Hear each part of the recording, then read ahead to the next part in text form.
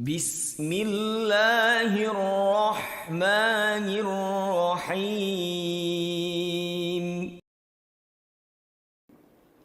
Baik, kita tutup teman-teman sekalian dengan beberapa kejadian antara perang Badar dan perang Uhud. Itu tadi akhir hidupnya Fir'aun yang umatnya adalah Abu Jahal.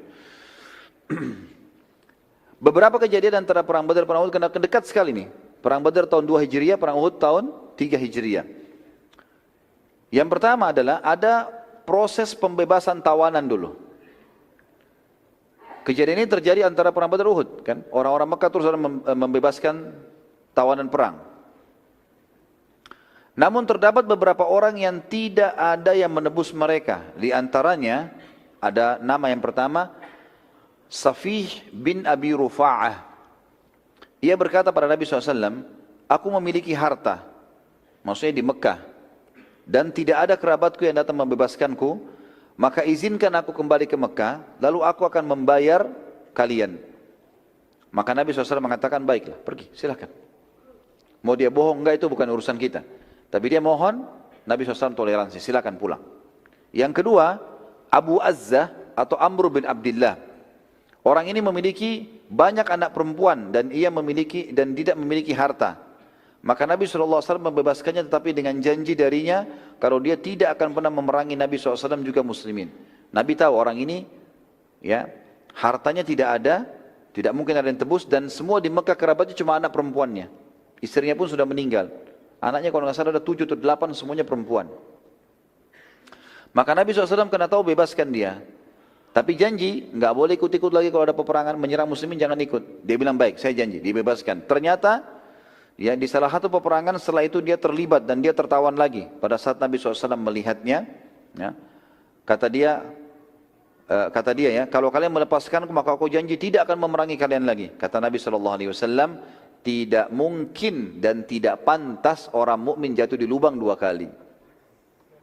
Pernah dengar hadis ini ya? Baik, sebab disebutkannya justru karena kejadian orang ini. Dia menjanjikan 2 kali, namanya Amr bin Abdullah. Ini sababul wurud hadis. Kalau Al-Quran kan ada sabab nuzulnya. Lalu kemudian Nabi SAW memerintahkan agar dia dibunuh. Ya.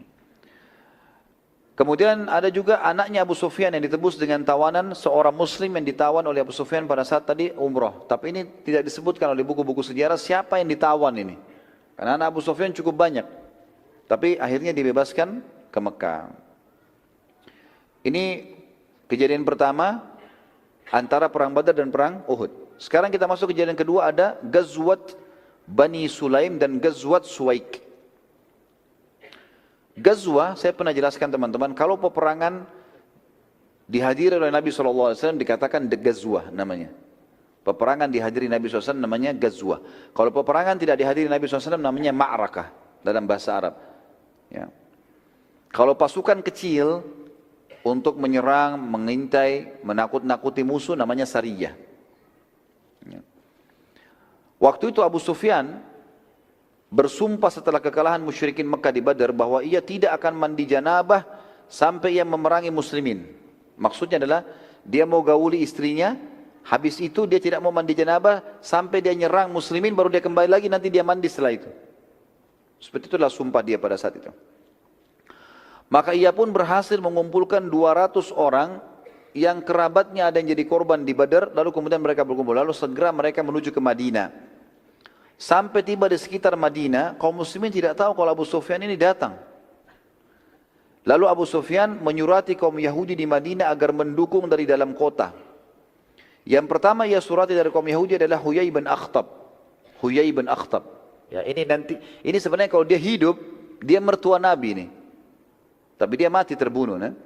Huyai bin Akhtab ini nanti terbunuh di perang Quraidah, Bani Quraidah. Nanti kita jelaskan masalah itu. Tapi dia salah satu pimpinan suku Yahudi di Madinah. Yang pada saat itu spontan menolak dan berkata, tidak, aku takut pada Muhammad, tidak mau dukung.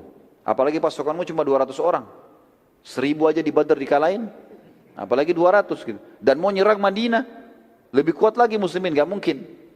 Abu Sufyan lalu menyurati Salam bin Mushkim, salah satu pimpinan Yahudi, ini juga nanti kita akan bahas, dia akan terbunuh di perang Khaybar.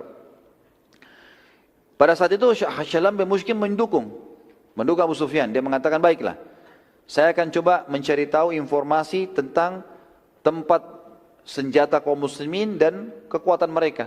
Dan dari pintu mana kamu bisa masuk. Saat sebagian muslimin sedang lalai di perbatasan Madinah, Abu Sufyan rupanya tidak sabar, tidak mau sabar menunggu beritanya Salam bin Mushkim. Maka dia lihat ada muslimin punya perkebunan kurma di luar Madinah, keluar dari pintu gerbangnya Madinah. Keluar, ada yang mengembalakan kambing di luar. Karena dia tidak sabar, maka dia menyerang itu. Dia kan tadi janji, dia tidak mau mandi janabah sampai dia menyerang muslimin. Yang penting serang saja. Mau kalah, mau menang, pokoknya nyerang. Nunjukkan kepada orang Mekah kalau dia bisa menyerang Madinah. Karena orang Mekah sudah putus asa. Nggak ada lagi yang mau nyerang Madinah waktu itu. Maka pada saat itu Abu Sufyan menyerang beberapa pemilik-pemilik kebun kurma yang di pinggir di luar gerbang Madinah dan juga para pengembala. Karena jumlah mereka sedikit, akhirnya mereka berhasil dibunuh oleh Abu Sufyan. Dan salah satu dari orang tersebut, beberapa orang tersebut selamat, tapi yang dibunuh satu orang oleh Abu Sufyan. Dan Abu Sufyan mengambil miliknya orang muslim itu, pedangnya, ya, alat-alat cangkulnya segala macam diambil, dibawa ke Mekah. Pada saat berita tersebut didengar oleh Nabi SAW, Nabi SAW segera membentuk pasukan dan mengejar Abu Sufyan dengan pasukannya tadi. Pengejaran tersebut dipimpin langsung oleh Nabi SAW. Dan ini disebut dengan Ghazwah, karena Nabi ikut sendiri ya. Dan dikatakan Ghazwah Bani Sulaim dan atau Ghazwa Suwaik. Tadi mungkin saya keliru mengucapkan di awal. Jadi bukan dua peperangan tapi satu. Ghazwa Bani Sulaim atau Ghazwa Suwaik. Sebabnya dikatakan ini kenapa? Karena nama kurma yang banyak dibawa oleh Abu Sufyan pada saat itu adalah nama kurma yang dikenal dengan nama Suwaik. Dan mereka makan kurma lalu bijinya dibuang-buangin. Nah karena Abu Sufyan waktu lari dikejar banyak biji kurmanya Suwaik, maka diistilahkan dengan Ghazwat Suwaik. Karena kurma-kurma tersebut menjadi beban bagi Abu Sufyan dan pasukannya, maka untuk melarikan diri ke Mekah, maka mereka melepaskan itu. Mereka hanya melepas banyak berkeranjang-keranjang dengan unta-untanya dilepas pinggir jalan, sehingga muslimin menjadikannya sebagai ghanimah. Dan akhirnya Abu Sufyan berhasil lolos ke Mekah dan Nabi SAW kembali ke Madinah karena sudah jauh jaraknya. Di antara kejadian besar yang terjadi adalah antara Badr dan Uhud adalah pernikahan Ali bin Abi Thalib radhiyallahu anhu dengan Fatimah radhiyallahu anha. Di saat itu terjadi pernikahan di akhir tahun 2 Hijriah. Juga yang terjadi hal yang besar berhubungan dengan rumah tangga Nabi SAW adalah meninggalnya istri Uthman bin Affan, Ruqayyah radhiyallahu anha. Pada saat itu meninggal. Dan kita sudah pernah jelaskan pada awal peperangan Badr, kenapa alasannya Uthman tidak ikut perang Badr. Dan waktu pulang, Nabi SAW mengatakan Uthman termasuk orang yang mendapatkan pahala Badr dan juga mendapatkan ghanimah Badr. Karena dia tadinya sudah bersiapkan untuk perang, dia juga sempat biayai perang Badr. Ya, dia sempat biayai pasukan yang Nabi kirim tadi untuk menyerang kafilahnya Abu Sufyan. Tapi karena istrinya sakit, maka Nabi bilang, kau harus jaga Ruqayyah. Jadi dia bukan cuma sekedar jaga istrinya, tapi memang menjalankan perintah Nabi SAW. Dan Ruqayyah meninggal pada saat itu. Itu kejadian keempat. Kejadian kelima, terjadinya Ghazwat Ghatafan. Dan Ghatafan adalah satu suku yang besar di pinggiran Jazirah Arab. Yang pada saat itu memang mereka bersiap-siap menyerang Madinah. Maka Nabi SAW menyerang mereka lebih dahulu, tepatnya terjadi di awal tahun 3 Hijriah. Jadi ini rentetan ini semua sampai terjadi perang Badr ya. Jadi kejadian-kejadian yang terjadi. Badr terjadi di Ramadan, tahun 2 Hijriah. Perang Sulaik, Bani Sulaim atau Suwaik tadi, terjadi di Syawal. Jadi beberapa hari saja, bulan depannya setelah perang Badr terjadi ini. Zulqa'dah sampai Muharram tidak ada peperangan. Dan bulan Safar pada saat itu, di tahun 3 Hijriah Nabi SAW menyerang Ghatafan. Suku Ghatafan suku yang besar. Mereka punya personel perang 10.000 orang. Nanti akan kita bahas panjang lebar di perang Khaybar, bagaimana mereka mendukung Yahudi. Ghatafan saat mendengar penyerangan Nabi SAW, mereka melarikan diri ke gunung karena belum siap untuk berperang dan masih takut dengan Nabi SAW setelah mendengar kalau Quraisy dengan 1.000 orang dikalahkan oleh Nabi SAW. Nabi SAW lalu berkemah di dekat mata air yang dikenal dengan Dhi Amr. Mata air Dhi Amr, oleh karena itu peperangan juga disebutkan dengan Ghazwat Dhi Amr. Bisa Ghazwat Dhi Amr atau bisa Ghazwat Ghatafan. Nabi SAW berkemah di lokasi tersebut untuk menunjukkan kekuatan muslimin bahwa Islam sudah ekspansi sampai ke wilayah Najd, dan Najd adalah wilayah utaranya Jazirah Arab. Dan suku Ghatafan tidak berani menghadapi Nabi SAW. Tentu pada saat itu tidak terjadi kontak peperangan, hanya saja kejadian kecil, ada yang terjadi kejadian kecil di sini. Waktu Nabi SAW sering kali kalau lagi musuh tidak ada atau nunggu musuh, beliau sering menyendiri. Nabi SAW suka menyendiri, baik di kemahnya, di bawah pohon, dan beliau tidak suka kalau ada yang jaga. Nabi SAW tidak suka dijaga, gitu kan? Nabi SAW duduk, kalau ada sahabat yang duduk temani disilakan, tapi beliau lebih suka menyendiri. Pada saat Nabi SAW lagi nunggu di sekitar mata air Dhi Amr tadi, di tempatnya suku Ghatafan ini, rupanya suku Ghatafan kan sembunyi di atas gunung, dan di atas gunung susah untuk diserang, karena kalau diserang di atas gunung mereka bisa lempar anak panah mengalahkan muslimin. Nabi SAW nunggu di bawah, tapi mereka tidak turun. Pada saat Nabi SAW sedang sendirian di kemah dan pintu kemahnya terbuka, rupanya ada orang-orang suku Ghatafan melihat dari atas gunung, dan mereka mengatakan, sungguh tidak ada kesempatan membunuh Muhammad kecuali saat ini. Siapa yang siap membunuhnya? Kemahnya terbuka, teman-temannya lagi berserakan, tidak ada yang temanin, dia sendirian. Maka ada satu orang prajurit Ghatafan namanya Dathur bin Harith. Dathur bin Harith. Orang ini mengatakan saya akan melakukannya. Maka dia pun turun menyelinap di antara pasukan muslimin, dan pada saat itu Nabi SAW lagi tertidur.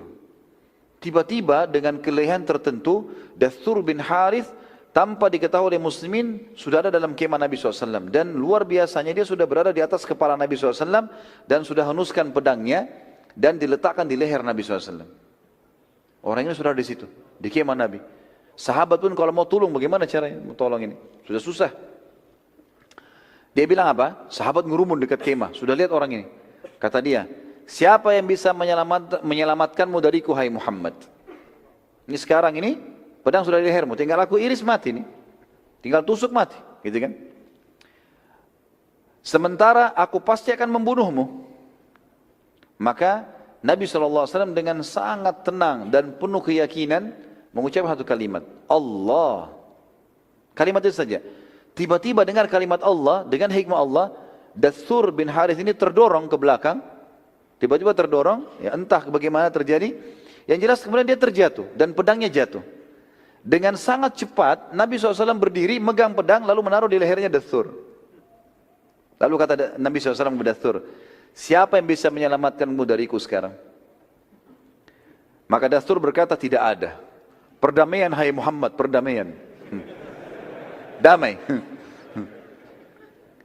Maka pada saat Dathur balik ke kaumnya, Nabi lepaskan, sudah lepas. Bayangkan ya, Nabi sudah mau dibunuh loh ini. Nabi masih biarkan, sudah pergi aja. Dia pergi. Lalu kemudian karena dia bilang damai ya. Kalau dia juga sombong disebutin nama patung, mungkin Nabi sudah tebas. Maka di sini Dathur waktu pulang ke kaumnya ditanya oleh kaumnya, ada apa? Ya. Kenapa kamu bagaimana ceritanya? Dia bilang saya begini, saya begitu. Dan pada saat Muhammad menyebutkan nama Allah, tiba-tiba saya merasa ada yang mendorongku dengan sangat keras. Dan aku tidak tahu apa, aku tidak bisa lihat. Dan Muhammad memiliki kelebihan yang luar biasa sampai dia bisa membalikan keadaan. Maka aku pun menyerah. Dan perlu teman-teman tahu, ternyata Dathur bin Harith ini dianggap oleh suku Ghatafan adalah prajurit terhebatnya. Berarti dengan perilaku ini, yang lainnya pasti tidak mampu lagi. Yang ini aja nggak mampu, apalagi yang lainnya. Gara-gara itu juga dengan hikmah kata para ulama, hikmah Allah SWT, mereka tidak berani turun menyerang Nabi SAW. Andai saja Dathur dengan hikmah Allah berhasil melukai Nabi misalnya, atau berhasil duel dengan Nabi, tidak terjadi perilaku seperti tadi, maka mungkin mereka punya keberanian untuk menyerang Nabi SAW. Karena perlu diketahui, saya sudah bilang tadi, Ghatafan teman-teman punya 10.000 orang personel perang, semuanya bisa berkuda. Kalau dikatakan personel berkuda ini teman-teman bisa menyerang di atas kuda, memanah dari atas kuda, melempar tombak, bisa menyerang kuda. Kudanya juga dilatih bisa menyerang musuh. Jadi luar biasa nih. Tapi dengan hikmah Allah terjadi begitu. Setelah itu tentu Nabi SAW lihat sudah berhari-hari mereka tidak turun.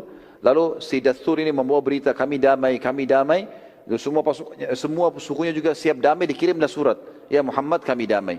Lalu Nabi SAW pun pulang ke Madinah.